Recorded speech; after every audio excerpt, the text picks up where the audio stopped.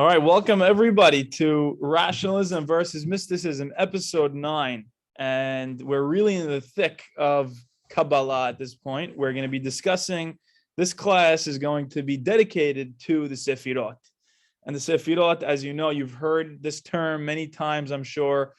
It's a term that's really shrouded in mystery. We don't really know what it is. We never really get a good definition. It sounds like the heavenly spheres. It sounds like numbers, but really the definition that most people will give you today is emanations, divine emanations, emanations from God's energy to the world. And it's like, it sounds like a different religion almost. It sounds like, you can leave the door open. It sounds like, multiple gods. And it sounds crazy until you really start looking into what are these Sefirot, what is their purpose, and what are they trying to teach us about some mystical experience. This whole class up till now, this is the 9th class in our series, so I'm glad you guys are joining just in time. It's perfect. But this class was supposed to be a discussion about the mystical experience. That's what I really tried to turn my gears towards. And we've discussed a lot of different elements of what mysticism is like and what the mystical experience is like. Is this the last one of the series? So this might be the last one, unless we want to continue. So I was going to open that up to you guys after. If we want to continue, I could keep teaching about Kabbalah, or maybe I was thinking possibly Rabbi Abraham Joshua Heschel. So let's dive into he's actually the school named Heschel. He's a rabbi who is Baruch haba, unbelievable. I'm so glad I texted you. Baruch haba, and he's a rabbi that is traditionally associated and affiliated with that school, but he was an unbelievable rabbi, taught in JTS before it became conservative, and just a really brilliant philosophical rabbi. But we'll discuss that next time, hopefully. But this class is going to be dedicated to the Sefirot, so let's dive in. So what are these Sefirot? Unbelievable. Me too. I always feel like I'm in the nut house. Not because of you, because of me. The Sefirot are known as the access codes, and I'll take out the book that I'm using for this. It's actually called Kabbalah, an Introduction to Jewish Mysticism by Byron Sherwin. Very good for beginners. It really has some good explanations. There are some pictures, which is really good for me. And he starts off, he talks about the Sefirot, and it's in chapter 4. The first place we hear about these Sefirot is in the Sefer Yetzirah, in this book from a very early time. So they claim that Abraham wrote it. Scholars would surely disagree, but who knows? Who am I to say I wasn't there? It was like hundreds and hundreds or maybe thousands of years ago. No copyright. Exactly, it was no copyright. So the Sefer Yetzirah has a very interesting statement. It says like this: Eser Sefirot belima. 10 Sefirot, we don't know how to translate that yet, of belima, of nothingness, which are unfathomable. Eser velo tish'a. There's 10 and not 9. Velo achat esre, and not 11. Haven bechokhma behakem bevina. Contemplate with intelligence and think within contemplation. And it's very clear from the Sefer Yetzirah that God created the world with 32 things. It says primordially. What are these 32 things? The first 10 are the 10 digits, 0 to 9. The next 22 are the 22 letters of the alphabet, of the Hebrew alphabet. And in some way, God used these to construct the world we know of. Take everything you hear tonight with a grain of salt and try to maybe understand some of it symbolically, and realize that a lot of it is like the finger pointing at the moon. If you stare too long at the finger, you forget to follow where the finger's pointing, which is the moon. So try to understand that these words are supposed to open you to a certain kind of experience, and they're not necessarily, literal ideas. And I would say almost none of it is literal. So God is creating the world with these 10 numbers and 22 letters, and this authorship of this highly unique and highly influential text, which is the Sefer Yetzirah, has been attributed to no less, like you said, Leon, to Avraham Avinu and even Rabbi Akiva. So that's who it's been ascribed to. But historically grounded accounts place it really between the 3rd and 9th centuries CE. Mike, I don't know if this is worth saying, but maybe it's like kind of dumb, but God did create the world with, it says Vaydaber and he said that let there be light. So he's using the Hebrew language to Yes. to create Yes. the world. I mean, he thinks in, and then things happen. So it's not purely figurative. It's literally how the Genesis is written, is that the words and the thoughts, of God manifested the entire universe. Exactly. Anyway. But I think even that statement, like you're saying, is something that we need to delve into and meditate on to understand it fully. But yes, exactly, you're right. It's hitting very much on what the Torah itself is saying, which is God used speech when he was creating the world, if you take it literally. And then how do we understand that? So Morris darkly grounded accounts put it between the 3rd and 9th centuries with little to go on to narrow the possible period of authorship. But it's possible that this was an oral text that was also expanded and had many different recensions. So that's the Sefer Yetzirah. We discussed the 32 wondrous pathways of wisdom. God used these different 32 things, the letters and numbers, to create the world. He had these Sefarim, these books or names, or 3 ways of pronouncing these consecutive letters. That's why a lot of these Kabbalists today will pronounce God's name and different combinations of letters to try to connect to God in different ways, with writing Sefer and counting Sefar and speaking Sipur, right? So you think about the word Sefirot. It's an amazing shoresh. Samach fe resh. There's so many different words that could come out of that, right? You could have mispar, which means number, which was what we are most, specifically attributing this word to. You could talk about sipur, which means to tell, which is interesting because a bank teller is somebody who also was counting, but he's a teller. You had to recount a story, right? And then you have the idea of sefer is a book or a sofer. And then you have some people talking about sapir, which is like sapphire. And God has a sapphire brickwork under his feet, according to Sefer Shemot. Exactly, very good. And what is it, Parashat Ki Tisa? It's when Ve'elat Zileh B'nai Israel. Exactly. Ve'elat Zileh B'nai Israel lo shalach yado. That whole episode, which we discussed last time, amazing. Right, and there's a lot of different things that you could, attribute this word to, and without going into too much detail about the historical development of this idea of Sefirot, and you look at the Sefer HaBahir, which is a book from a few hundred years after that, and then Rabbi Yitzhak Sagi Nahor, and around the year 1200 something, and then finally the Azriel of Gerona. All these people developed and further embellished the meaning of what Sefirot meant. Initially, it only meant this idea of digits, and then it became something much more. And that's what I want to discuss with you guys tonight, is what did this stuff about Sefirot come to mean? And I have a special gift for all of you. I almost forgot. I'm glad I remembered. Is these charts, Dr. Nasser, you made me realize last week how important this is. I have these charts to show the Sefirot, and I'll pull them up for you guys as well. And you have both, so you guys can share some of these. But as you see, this chart has not only the Sefirot on it, but it also has, the other one is the figure of the male body.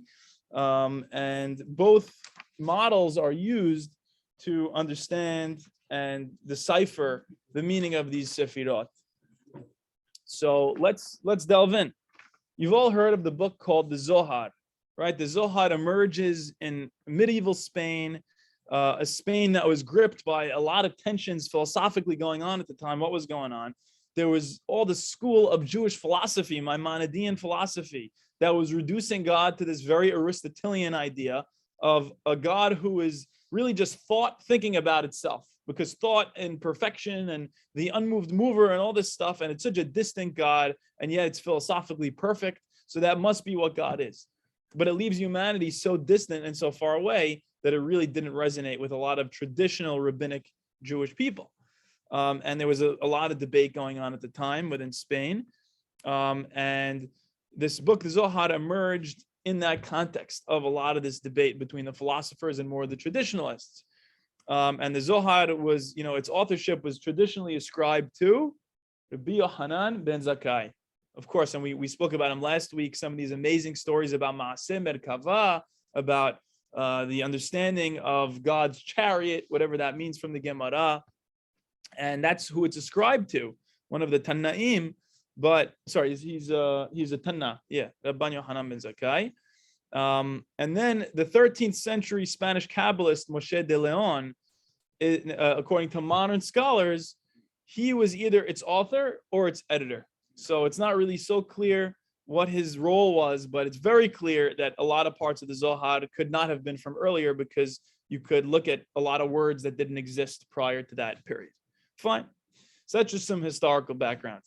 Now we're going to get into some interesting terminology. So we talk about the Ein Sof. You've all heard of this term, the Ein Sof, the infinite, that which does not have a sof. Ein Sof, it does not have an ending to it. So it has a beginning. It has I mean, I never really thought of it that way. I would say no end and no beginning, just infinite. I think it's the best way of putting it. Infinity. And in Christian philosophy, they had these terms, Deus absconditus and Deus revelatus. Right? So what is to abscond? Very good.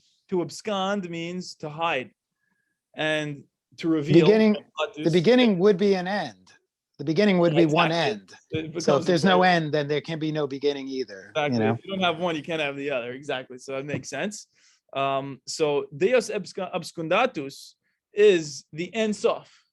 It's this God which is hidden, which we will never be able to understand. And any thought you could possibly have about this God, who is this Ein Sof, is not what it is, because God is so far beyond your comprehension that you can never actually think about him. So that's really what Deus absconditus means. It's the Ein Sof. And Deus revelatus, which is the God that is revealed to us that we can relate to, you might think of like Yod Ke Vav Ke, right? Because Yod Ke Vav Ke is the God that is immanent, the God that we have a relationship with as Am Yisrael. According to the Kabbalists, the Deus revelatus is the Sefirot.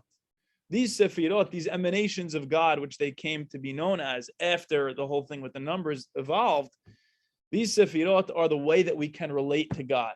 And fundamentally, that's why it was so important that it emerged as a way for people to really feel closer to God and have a way of meditating on God. It's the essence of the divine versus how God is revealed to us, right? So God is revealed to us in a certain way. That is the Sefirot. And the essence of God, like we're saying, is so far beyond our comprehension, we will never be able to relate to it. And amazingly, they say that the Ein Sof is so far beyond comprehension, so far beyond speech. It's never even explicitly mentioned in scripture. It's never mentioned explicitly in the Torah. We're going to talk about it soon. But when it says Bereshit bara Elokim, we're going to see the way that they explain that using the Sefirot to show that the Ein Sof is hidden in there, but absent. And I'll tell you what that means very soon. There's this idea of creatio ex nihilo. Anybody know what that means? Very good. Creating something from nothing, yesh me'ayin, right? It's a very famous philosophical statement. Hanambam talks all about it. What is this Ein Sof? What is this infinity of God's essence? It must be ayin, right? Because if everything we know about is yesh, everything we know about is something, that must be Deus revelatus. That must be the revealed side of God. So if this is all yesh, then what was before the yesh was the ayin. And if we know that God is that Ein Sof from before the Deus revelatus, God is that Deus absconditus, God must be the ayin. God must be nothingness. And that's amazing to me, because if you've been at some of the other classes, we've discussed how Eastern philosophy also talks about this. Buddhists are very famous for talking about the deepest level of reality is nothingness. All is nothingness. And they make these very intriguing, cryptic claims about reality, about nothingness. And you say to yourself, what could this possibly mean? And if you meditate for long enough and you gain enlightenment, apparently you understand this from an experiential way, that you see that this is real. And it's, you can't even speak about it, because what does it mean for nothingness to be? Isn't it then something? So of course it defies speech, it's ineffable, but yet it's noetic. It's something that we experience as true when we have that kind of a mystical experience. So God is this ayin. Ein Sof is this no thing. It is this ayin. Any questions so far? I don't know. It looks to me like the Christians might have taken this to create like their God is a Jesus. Is the Could God. be. I mean, I'm not sure. This is after Christianity. This is many years after Christianity. So I don't After think. Christianity. Yeah, I don't think it. Oh, so Yeah, they didn't have exactly. No, not that I know of. Right. Right. So the Sefirot. Do they say that Yeah. the revealed side of God and the nothingness side of God can live as They do.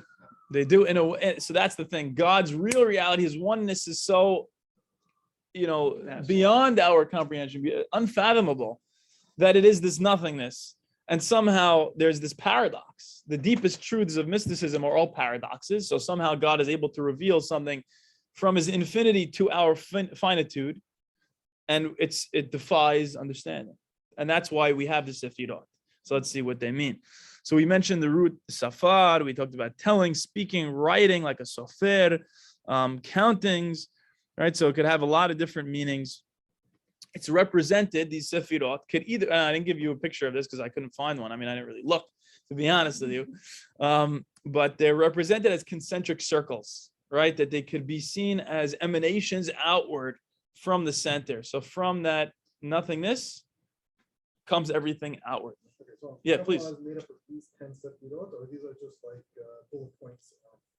Good question. So Kabbalah literally means just tradition, but it came to mean the mystical tradition, and it developed, slowly. It had Sefer Yetzirah, which talks about these Sefirot, but then the Sefirot became all of this stuff.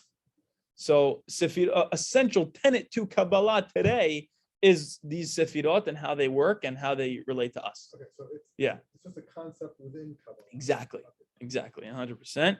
Good question. Yeah, I'm please. a little late, but in high school, I learned that Sefer Yetzirah was another name for Sefer Bereshit. So what's the Sefer Yetzirah that we're talking about? Interesting. It's another book written from either the 3rd to 9th centuries. It's a long span of time, but it's a book with like different Mishnayot in it, like maybe 8-9 chapters to it, discussing the way that God created the world in some mystical way.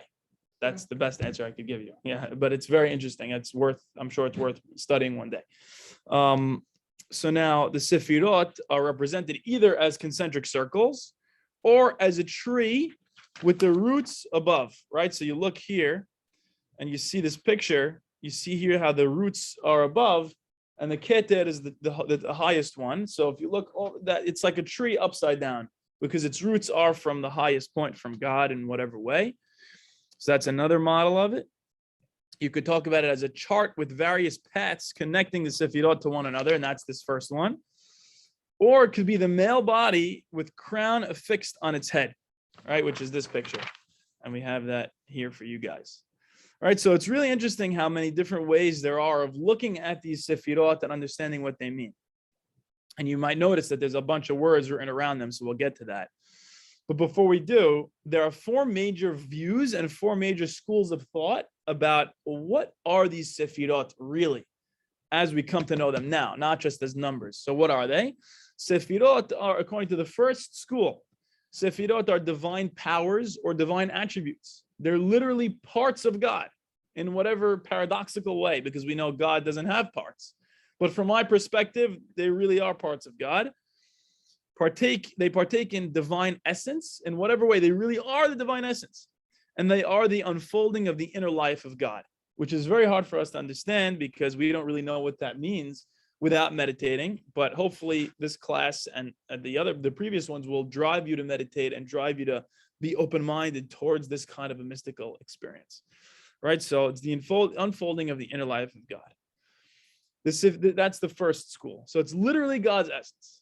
Second school, the Sefirot are not part of the divine essence itself, but are vessels of the divine influx, right? So you could think of them as God's, essence is up there, and then it flows through the Sefirot in whatever way, and they act as instruments of God's creating and sustaining the world. So God uses these Sefirot to create the world and to sustain the world. Their actions and not the essence of God. Right, so they represent the way that God acts in the world, but they're not actually God's essence. And this is parallel to Harambam's view of attributes of action, which is interesting because Harambam would probably also agree with the Deus absconditus, right? He would agree with the Ein Sof. That's what he views as God. The difference is that the Kabbalists want to have a way of relating to God, and that's why they introduced these Sefirot. So that's the second school of thought. Third school of thought, I think this one's really interesting.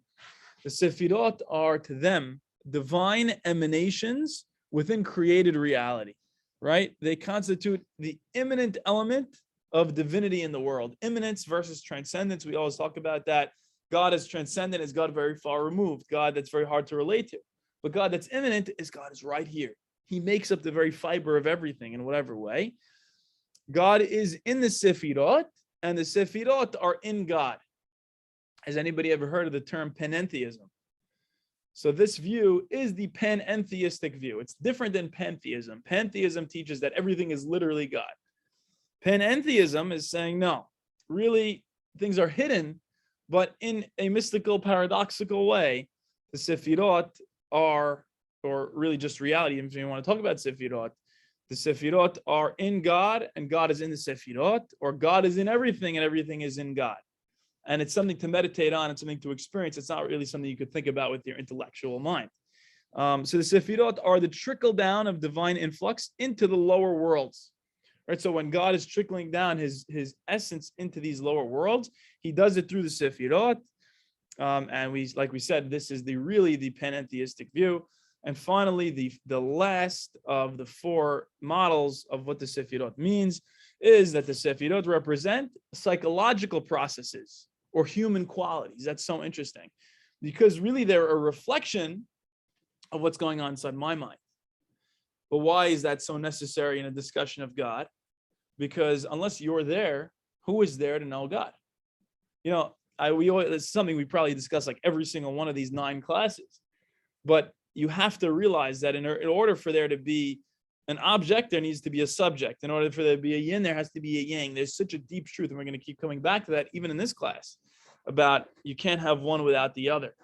And so, you know, you might say how egotistical of these Kabbalists to take these human qualities and project them onto God. It's so obvious. It's just an ego projection. It's like, It's found in the Torah.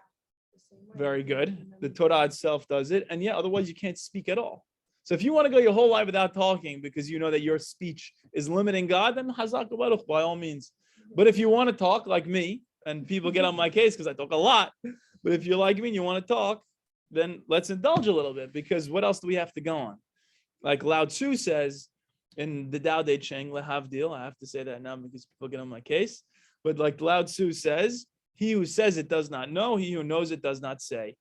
And yet he wrote the whole Tao Te Ching. So that's really all you have to know, because at least know that what you're saying is not really the thing. And then once you start from that place of humility, you could start actually having a conversation or meditating on something that will hopefully act, you know, like when you shoot a rocket ship into space, eventually the payload kind of falls away. You've seen those videos amazingly, you know, and then the rest of the rocket shoots up. So hopefully your meditative practice will be like that, where you won't get addicted to the meditative model that you clung to, because whatever it is not reality. But hopefully it acts like this thing that propels you into whatever that deeper truth is, and that it falls away. So whatever you're using, don't get addicted to it. Don't take it too seriously. And finally, the fourth of the 4 models, Sefirot represent psychological processes. Oh, we already said that. A human being is comprised of the same 10 attributes as God. So the intrinsic infinity between the divine and the human is because of this, because God also has these Sefirot somehow related to him, and we also have them. Hence, we have this connection between the divine and the human. This helps the mystic achieve mystical union with God. Somehow, because of this affinity, you're able to connect to God literally by aligning somehow your Sefirot with the upper Sefirot, whatever that means. And the understanding oneself leads to understanding of God. Like Socrates says, know thyself. So if Socrates said that, what does he mean? He could mean that in a lot of different ways, but from a mystical perspective, it could mean that when you understand yourself on these levels of the Sefirot, it will lead you to understanding God. And we all know that the mystical spiritual journey doesn't come from doing things necessarily outwardly, maybe that could be a result of it.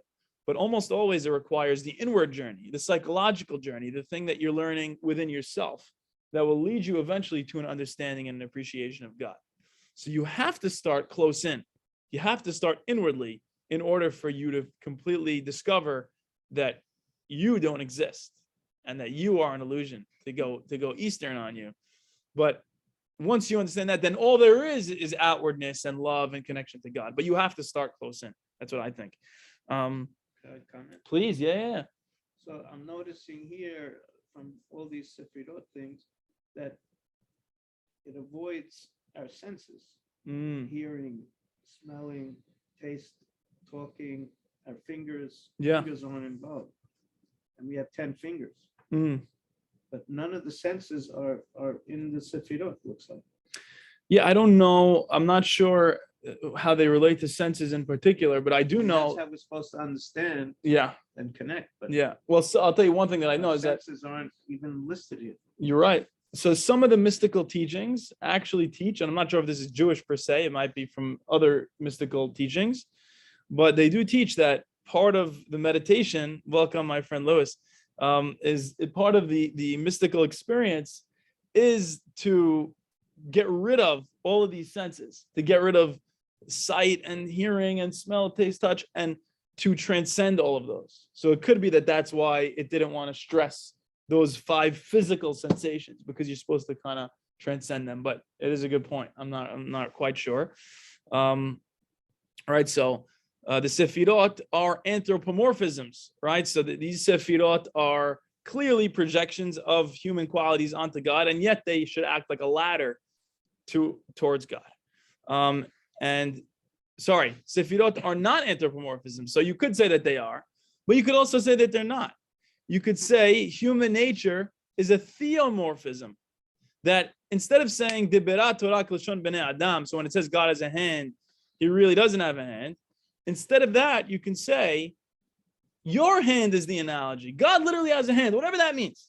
It's well beyond your comprehension, but everything is really theomorphic in the sense that God is the subject and you're the object, and not vice versa. So it's so much of the mystical experience, so much of meditation on these mystical ideas is reversing the way you comprehend this stuff. So making everything go from egocentric to God-centric. So flipping the way that you exist and the way your consciousness is. And that's something we're supposed to be trying to cultivate through meditation, is flipping it from being something where you're dwelling as ego to dwelling as awareness. And that awareness is, in a sense, part of God. Humans are created in the image of God, in the image of the Sefirot. So when, according to the Mekubalim, when it says that God created Adam B'Tselmo, it really means it.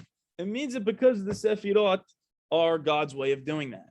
And that's pretty profound. And they have a lot of very interesting ways of reading the Torah through these new understandings and through these Sefirot. So now, finally, we're going to get to the specifics of these 10 Sefirot and see what we make of them. So have your charts ready in hand, because it gets a little bit complicated, but I think it should be understandable.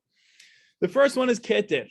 You're going to notice that it's the only one that is not actually part of the body of the person, right? It's just the crown. So this is the initial emanation out of Ein Sof. We said Ein Sof is the Deus Absconditus. It's this God that is incomprehensible. The first thing that comes out of the nothingness, the Ayin, the unfathomable, is the Keter. And interestingly enough, Keter is also known as nothingness. Keter is also known as emptiness. But Keter also is this transition point from the Ein Sof to the rest of the Sefirot. And it has a very ambiguous, and I would say purposely ambiguous, relationship with both the Ein Sof above it and the rest of the Sefirot below it. And that's why the crown is not part of the body proper, but it is worn as a symbol. Yes. Could you just mention the Tzimtzum and how the emanations start, like from the evacuation of because I think it's somehow related to the beginning of the Sefirot, or Yes, that's somewhere well, else. So I was going to save that for Lurianic Kabbalah. Later. Okay. Yes, but yeah, hopefully we will get to that because it's a very important idea from the Arizal. So we will definitely get to that. Remind me if I forget, for sure. So Keter is not part of the body itself, but it still is a symbol and it has a relationship with it, right? And it's a symbol of the body's majesty. So there's this intentional ambiguity reflecting the mystery of the transition from the infinite to the finite. This is what everyone is grappling with. How can an infinite being like God, this Ein Sof, possibly relate to this finite world, to finite human beings? It doesn't seem fathomable, and that's the point. It's not. So when you meditate on this, hopefully you'll get to this Keter place, which will help you jump out into the Ein Sof. So this is tremendous mystery. It's beyond human comprehension. It's identified with the divine attribute of will. Right, so Retzon Hashem, when the Mekubalim hear about or think about Retzon Hashem, they're thinking about Keter. They're thinking about this infinite nothingness that's somehow an ambiguous transition from the Ein Sof to the rest of the Sefirot, and that corresponds to God's will. And why is that so interesting? Because if you know some of the debates among philosophers, there's a lot of debate as to, do I think first and then do an action and then decide to want to do the action, or do I want to do something and then think about it and then do it? So does will precede intellect or not? At least if you don't connect it to any colors at all. Amazing question, and yes, they are, and we're going to talk about that coming up. Because you break light up through a prism and divide it up into Yes. colors. Yep. Oh, amazing! Exactly. So that's the thing. Really, 7 colors are the 7 lower Sefirot. We're going to correspond that to the Roy G. Biv, and also 7 musical notes. So everything within nature corresponds to the 7 lower ones. Amazing, and we're going to get to that. Fantastic. Exactly. I feel like we have the world expert on that topic right here. It's amazing. It's really fantastic. I want to hear something from you next, Albert, about law. Is the crown representative of will? Because you could argue that there is free will and that there isn't free will. So like, in a way that you could kind of take off the crown that you don't have free will, or that you have the crown, you do have your own free will. Interesting. I never thought of it like that, but I'm sure there probably is somebody who says that. I mean, if you want to look into it and get back to me, I don't want to give you any homework, but if that is true, that's very profound. So very good. So this whole debate as to whether or not intellect precedes will, well, the Kabbalists say will is definitely before intellect, and somehow God's will wanted him to go from this infinite aloneness, where he was self-contained, to now being in relationship with all these finite beings in some way that we really don't understand. This Keter is hidden, it's remote, it's ayin, it's nothingness. It's the root of the tree that is the Sefirot. It's the primary root of all reality, right? So like we said, one of the models has it as the upside down tree. So without the Keter, you don't have the root leading to everything else. And the Mekubalim say something very interesting. I think it's in the Zohar. Within Keter are the engravings or code of all things that are to be. The potential for all the Sefirot, almost like the DNA of the rest of the Sefirot, are contained within the Keter. And unless you have the Keter, you don't have the potentiality for everything else. And will is present in Keter and not in Ein Sof. So if you're looking for what is the difference that you could point to between the Ein Sof and Keter, it's God's will. God's will exists at the stage of Keter, but not at the stage of Ein Sof. And we can only know one thing, and one thing only, that the Ein Sof did. What did the Ein Sof do? It made engravings in the supernal purity, which of course we know is the Keter. So somehow the Ein Sof did this thing, which is again beyond our comprehension unless you meditate on it for long enough. The Ein Sof engraved into Keter the supernal purity and the rest of the creation and existence that it wanted to bring about. So, right, so that's what the Ein Sof did. And if you look now, we're going to see the first emanation off of Keter is, to the right of it, is Chokhmah. So Chokhmah is the second emanation. It's the second Sefirah. What does Chokhmah literally mean? It says there, it means wisdom. wisdom, and it could be parallel possibly to the philosopher's idea of thought thinking of itself. Right, so now maybe this is where Hanambam would be more into everything, where with the Aristotelian God of thinking and thought and intellect. But really, in reality, he wouldn't relate necessarily so much to the Ein Sof and the Keter per se. I'm sure he would agree with infinity, and who knows, but he liked to stress more this intellectual element of God.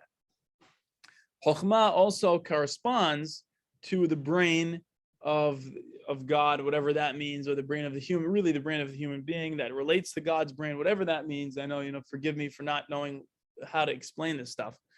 Chokhmah is also known as Yesh. Isn't that interesting? Because we said Ein Sof and Keter are the nothingness. They're the Ayin. So what is Chokhmah? Chokhmah is Yesh.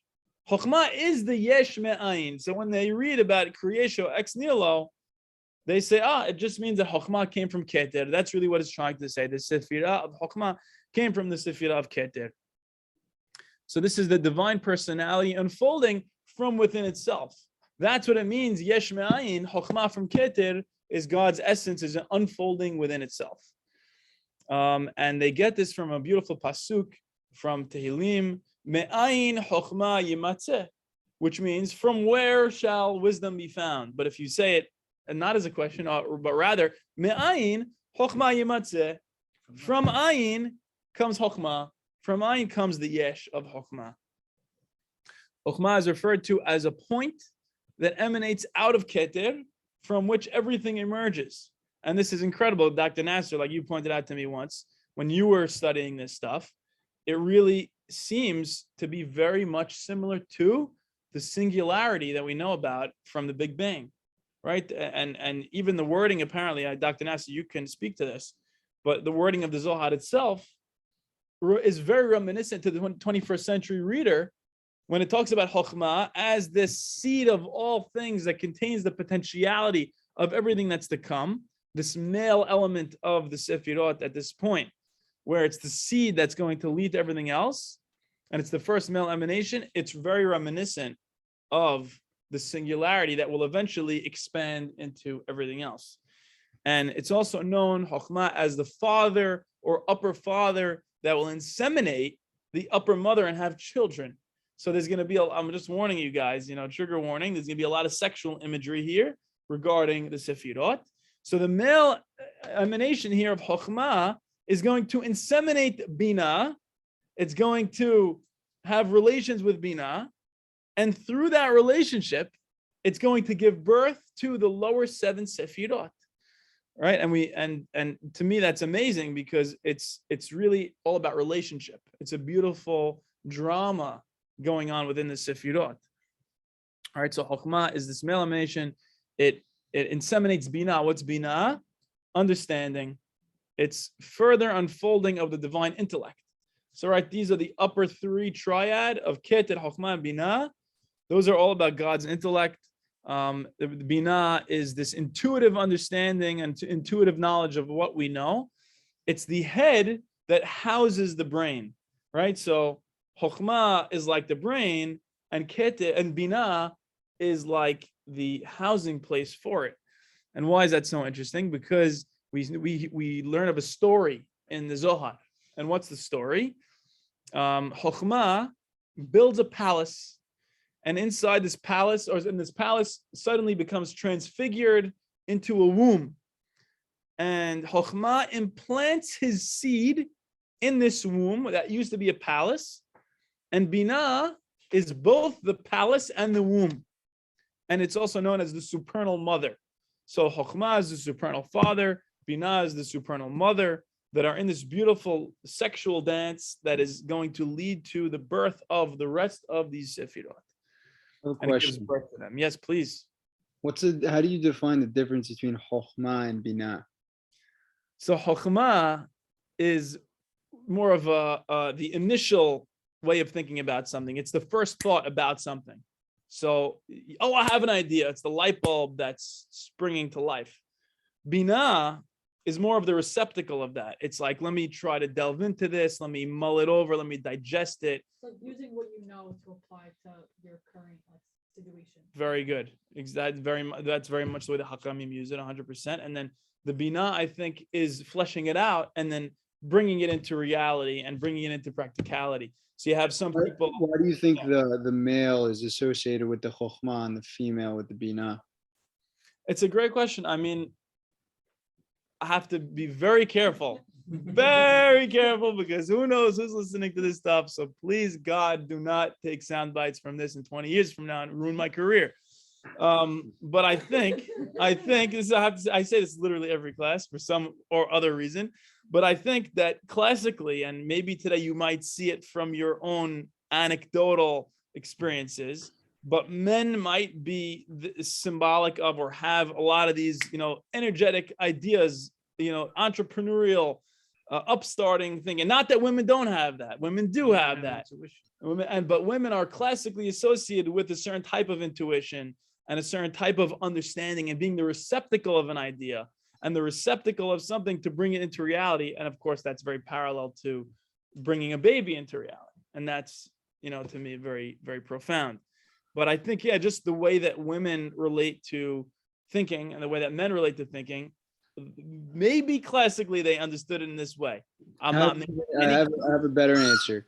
Okay. If you're going to use an analogy of pregnancy and giving birth, the male, it's 1 second. The female, you got to deal with the thing for 9 months. You got to nurture it. You got to feed it. You got to give birth to it. A little deeper of a dive. 100%. No, I think that's spot on. I think that's what's reflected in it. But I'm saying, even just from the level of an idea and how the idea is received, you could think of it as like, the husband comes home, he has an idea, and the wife is there to support him. Classically, I'm not saying this is the way things should be. I'm not. It just may have happened. That's not going to age so well, but yeah. Like it.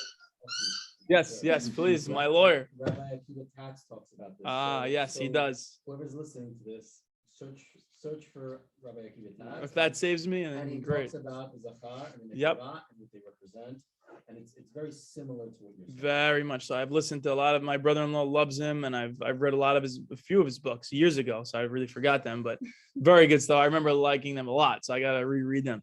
World Mask, and then that kind of really good stuff. I have a different analogy for you. Yes, please. The elephant and the rider.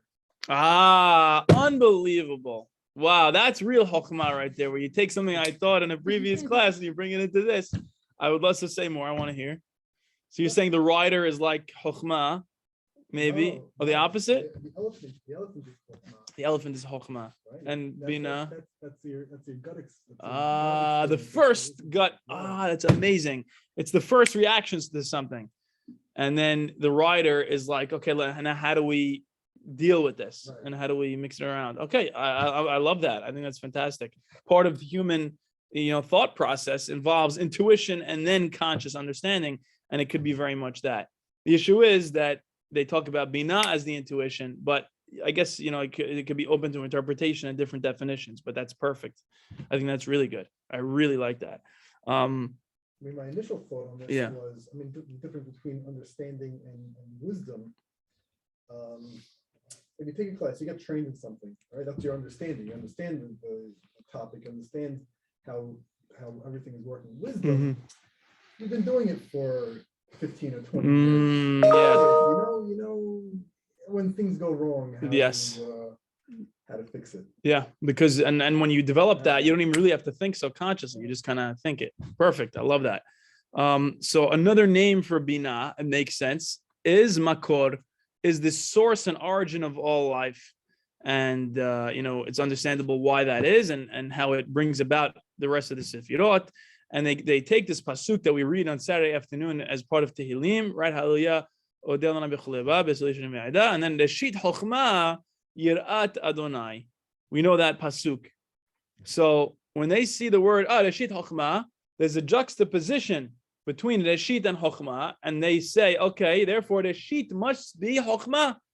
So now, what's the most famous place where we hear about Reshit? Bereshit, right? So you take it back, you say, okay, what does Bereshit mean? If Chokhmah is Reshit, and by the way, they say Bina is Elohim for whatever reason the Zohar gives. Now, when we see Bereshit bara Elohim, what does it mean? bereshit, with chokhmah, blank, created bina, right? Bara Elokim, because Elokim is bina. So God goes from being the subject to the object. So chokhmah, so with chokhmah, bereshit, blank, created Elokim or bina. And that's crazy because it's like, what is this blank going on here? Can anybody guess? The blank is the Ein Sof. The blank is that which cannot never even be spoken about. It's that which transcends any way of conceiving and writing about and even revealing in the text itself of the Torah. And that, I think that's so profound, the way that they're able to marry all of these philosophical concepts, or so really all these mystical concepts, into the text of the Torah so beautifully with such a profound message that it's missing purposely, the Ein Sof. So Chokhmah is the means by which the Ein Sof created Bina and inseminated Bina. And the emanation of the Sefirot precedes the creation of the known universe, right? So before God could really create Shamayim Va'aretz, he needed to emanate out his Sefirot. And then the Sefirot were able to connect with the finite Shamayim Va'aretz that we know of. Now, continuing along our path, any questions so far? Yeah. That there's a purpose for the world, some, Very good. and whatever it is, where we're going, I don't know. Absolutely. It's very empowering to the human If being. it's created from Chokhmah, Mhm. then there's something. 100%. We're definitely we're gonna discuss that. So just for matter of time, I'll just continue we'll get through all the Sefirot. Hesed is the next one. Hesed is the first of the lower 7 Sefirot. It's the right arm, whatever that means. Divine love or mercy, Gedula, also known as, it's male. It's also identified with Abraham Avinu, and it has a lot to do with freedom and flow, right? Hesed and mercy and Rahamim. So it's all about Hesed. Everything is running on its own. Everything is flowing. Everything is energetic. That's what Hesed really represents. So it's unbounded energy and potential manifesting itself. Din, on the other hand, or Gevurah, is judgment. It's limitation, finitude, restriction. The left arm, it's the female. It's what determines, okay, you had this potentiality of the semen. It's going to become this very concrete child. It's limited to that. And it's also identified with Yitzhak Avinu. And you could read that in whatever way you want into the Torah. So that's Hesed and Gevurah. And that's really beautiful because we're sensing now attention. We even read on Rosh Hashanah, God, please stand up from the Kiseh Hadin and go sit on Kiseh Rahamim. That's basically, I think the Kabbalists will say, go from Bina to Chokhmah. Sorry, go from Gevurah to Hesed. Enough with too much of the Din, give us more of the free-flowing Rahamim. So I think that's really beautiful. And now we're going to introduce Tiferet. Tiferet is that center one. It's glory, it's shalom that brings stability between this tension that we are seeing between limitation and freedom, between Gevurah and Hesed. I got to cover this. Between Gevurah and Hesed. It's the torso, Tiferet. It's the body of the Sefirot. It's the center of the body. It's also Yaakov Avinu is the one that corresponds to it. Yeah, please. If Tiferet is associated with compassion and Rachamim, Rachum, was that not the womb? Because it's like when they talk about compassion and they use the word womb with it. Yeah, I don't really like this this chart so much for all of the words. I think Hesed is more related to Rachamim, if anything. And like we're saying, because Rachamim is all about that unbounded, free-flowing energy and potentiality, as opposed to, and Gevurah is the limitation of it. So there are parallels, like you're saying, between Chokhmah and Hesed and Bina and Gevurah, but one is more of a spiritual thing and one is more of a physical related thing. But that's very good that you picked up on that. Very good. So Tiferet is maintaining the fundamental balance between mercy and justice, between Gevurah and Hesed. Hesed and Gevurah. It's preventing anarchy on the one hand, which is too much Hesed is anarchy, right? We know that the Torah says Hesed hu. If a brother and a sister would sleep together, that's Hesed. And such a strange word because that's too much unbounded love. We don't want that. That's too much. You need some Gevurah there. You need some Din. You need some limitation on that. All right. So it's maintaining the fundamental balance between mercy and justice. It's preventing anarchy and harsh judgments, right? On the one hand, anarchy, the other hand, harsh judgments. So now we have a new derasha of the word Bereshit. Barashit. What does sheet mean? It means 6 in Aramaic.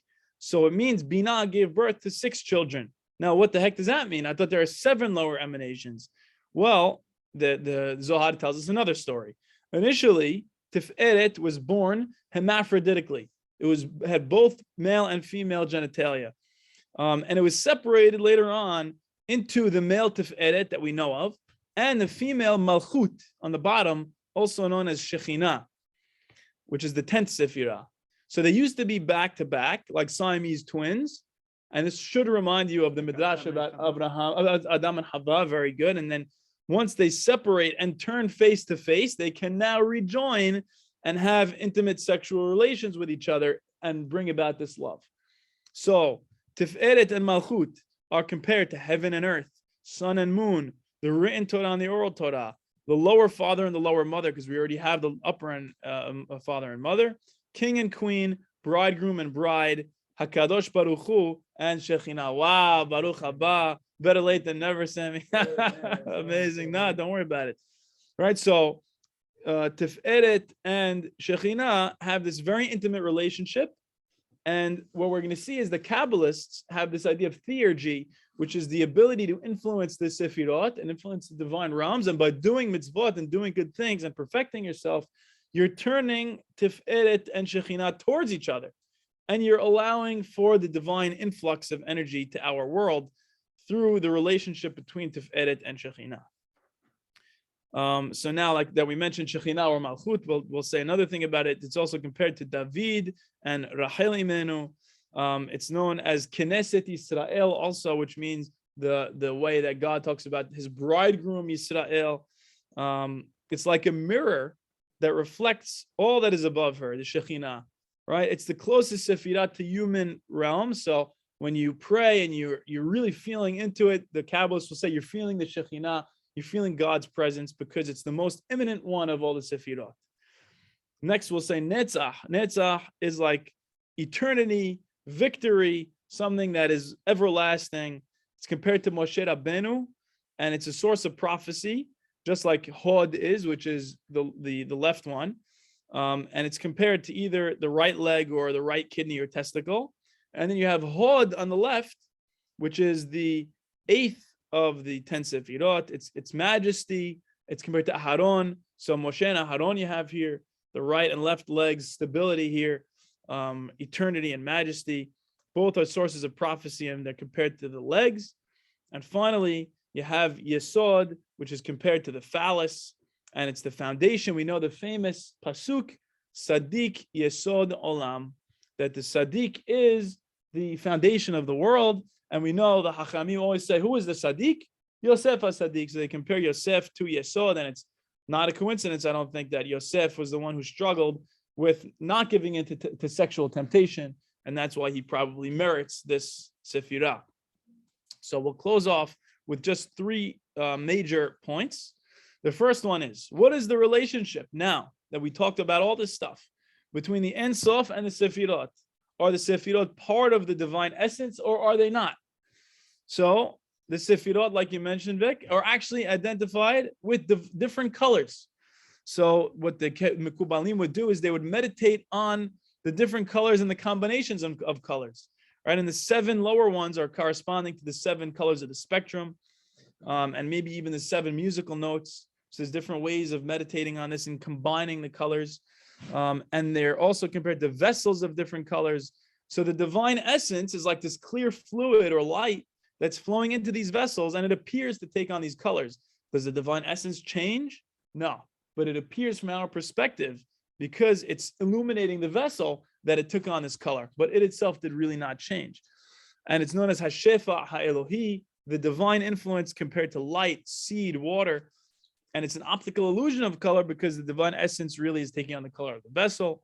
The Ein Sof or Keter does not actually change when it flows, but it appears different based on the vessel that's housing it, right? So the Ein Sof appears to change when it is housed by different vessels. It's all about my perception as a human being, where everything is from the perspective of the recipient, says the Zohar. God remains unchanged fundamentally. And you could say that the Ein Sof is like the soul, and the Sefirot are like the limbs of the body that it's giving rise to. Second to last point here now. What is the relationship between Chokhmah and Binah and Tiferet and Shekhinah? We discussed all this idea of sexual energy going on between the Sefirot. The creation of the Sefirot is compared to the creation of the world, right? So in order for God to create the world, he had to create the Sefirot in this way. Adam and Hava, like we mentioned, were separated and then joined together. That's paralleled by Tiferet and Shekhinah being together and then separated to join together again. There's this ongoing process of relationship. It's not something that happened primordially only. So now we're going to get into this interesting idea of what is time. Time really, if it really is an illusion, which seems to be the case according to modern physics, in every moment, these Sefirot are manifesting this relationship, and they're copulating and cohabitating and creating this moment repeatedly.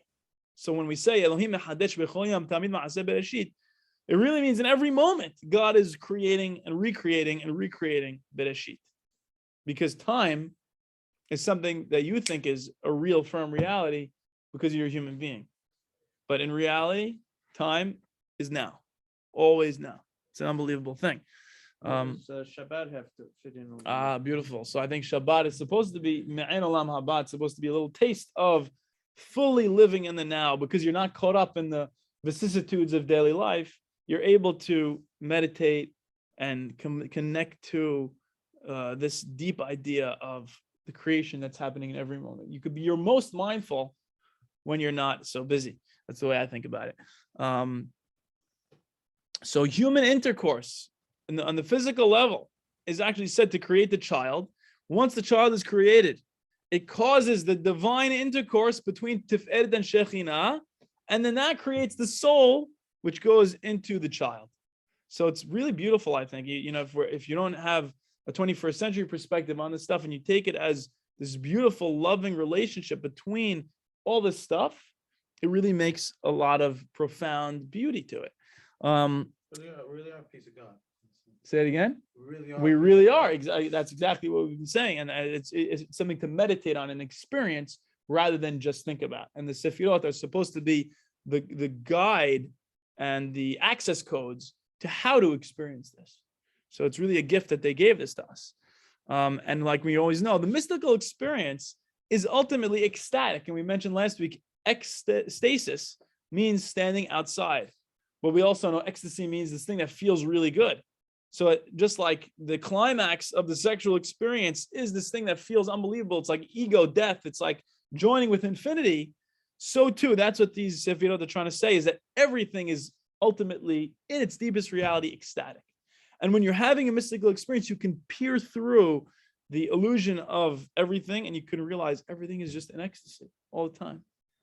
Everything, all these molecules and all the energies that are, vibrating through everything, it's just in a beautiful divine dance. Everything is vibrating together.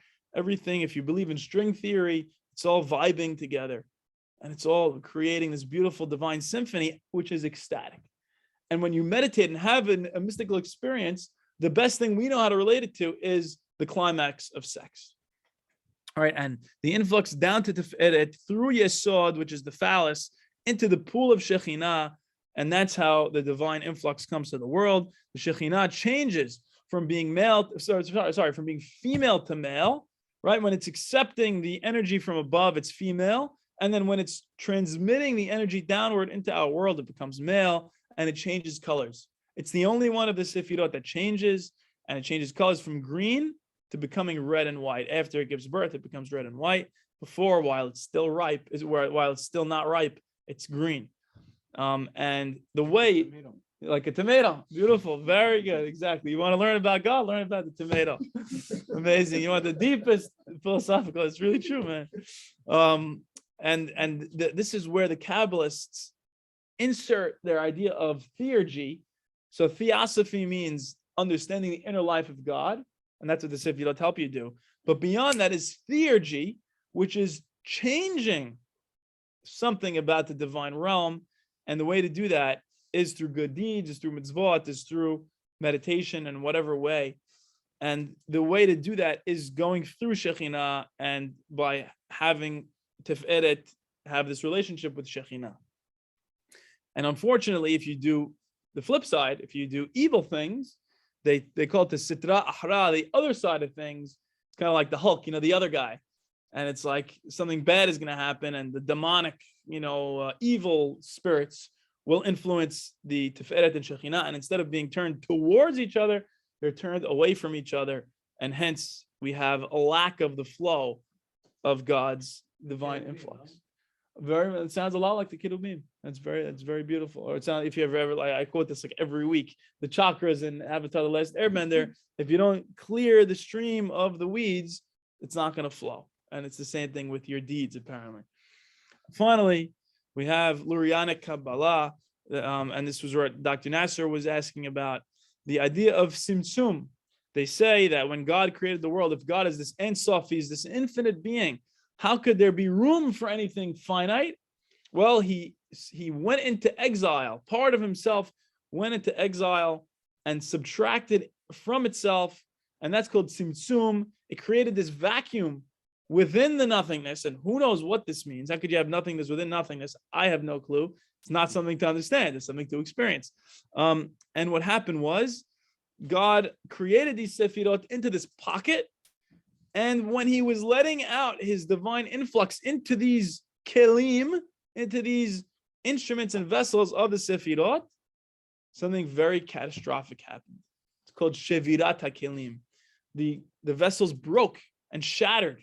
And why, you might ask? Why did this happen? Why did God's creative energy do this? Because one of the deepest truths of the mystical is the yin and the yang. That in order to have creativity, you have to have destruction. In order to have pleasure, you have to have pain. In order to have plus 10, you have to have minus 10. So you can't have one without the other. You can't have happiness without sadness. You can't have any of it without its opposite, equal and opposite. So the Shevirat HaKelim, I think, represents that fundamental to reality is destruction. So that's why the Buddhists say life is suffering, because the fundamental ingredient to having life is the dying out of everything. But the thing to transcend is if you notice impermanence all the time, if you notice change all the time, you can step out. And that's nirvana. That's the nirvana literally means the breath out. It's like, phew, wow, I really got caught up in that one. I really thought I was Michael Franco all this time. And now finally I step out and I realize, like, that's all, I'm just part of this whole dance. I'm just one very small piece in the whole divine symphony that's going on. And really through understanding the yin and the yang of it, you come to accept that because life is suffering, now you're not clinging to the pleasure and you're not pushing away the pain because you know it's all going to happen. You just let it flow and you stop identifying with the changing nature of everything. You start identifying with that which transcends it. And they talk about once the Shevirat HaKelim happened, now we have this beautiful drama going on. The Nitzotzot, the divine sparks, are now entrapped in everything in our world. And they're entrapped in what's called kilipot, in these little externalities, if you will, these little shells. And everything in reality is a kilipa with a nitzotz in it. And the only reason that it manifests as it does is because the nitzotz gives life to the kilipa to manifest as it does. And this is really the essence of panentheism. This is what it means, that God's spark is in everything and everything is in God's spark. This is God is in everything and everything is in God. That's really what this Shevirat HaKelim is meaning. And it's all sustained because of the presence of these sparks. And this is very empowering, like you said, Leon, to the human being. Why? Because now human beings have a mission. Now we have a job. So if you're this kind of person that needs a storyline and you need to have something, which we all do, then you buy into it and you fight and you say, okay, I have to make sure that the world is inside of me that's happening. I have to make sure everything is aligned.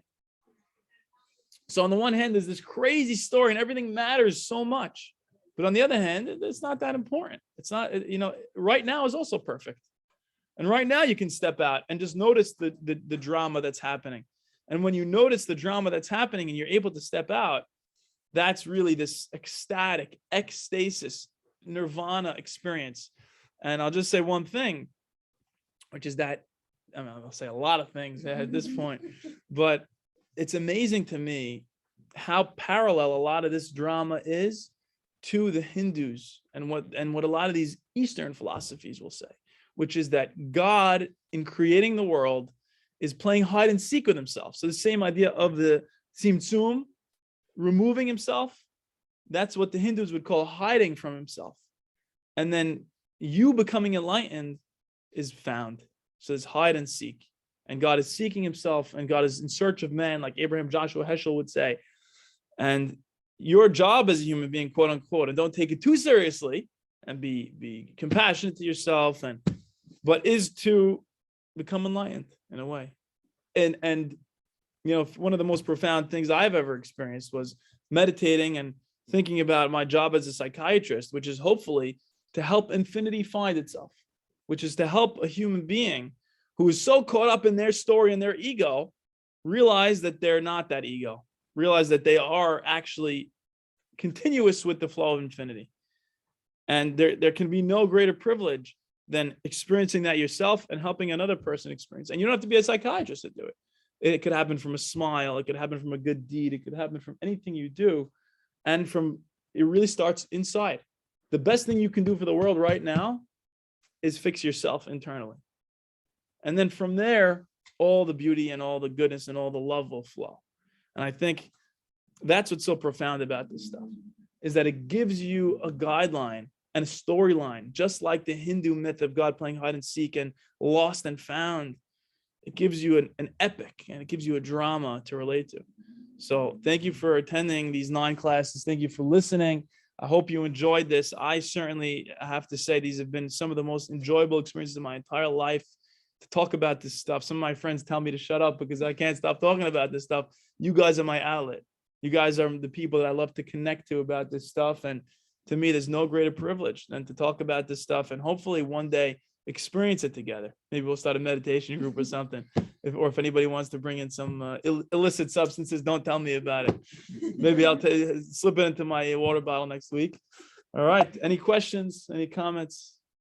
No, just when you said you can't have happiness without sadness, Yeah. it's kind of disheartening, no? It is disheartening.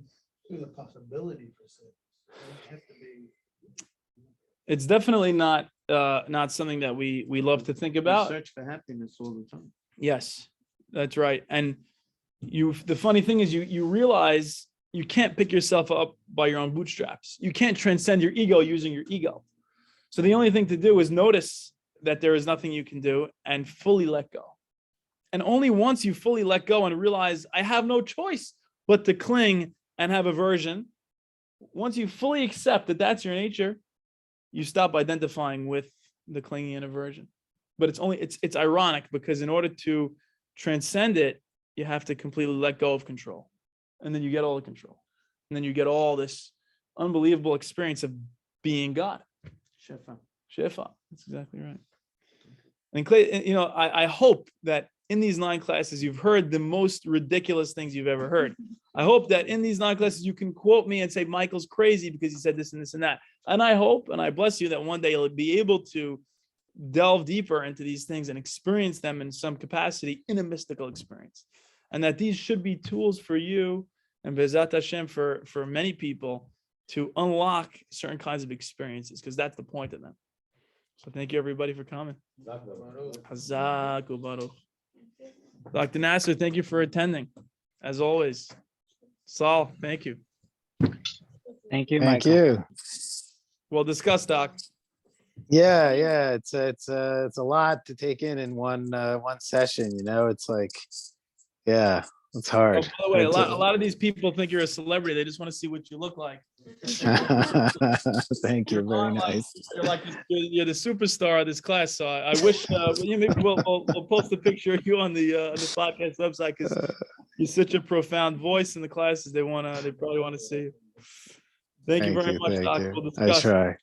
All right, yeah, we'll keep doing it. More classes, more Amen. learning. So yeah, let me know love if you guys want to keep doing this. The fellowship ends today, but I'm open to continuing this class series in person, on Zoom, whatever you guys want to do.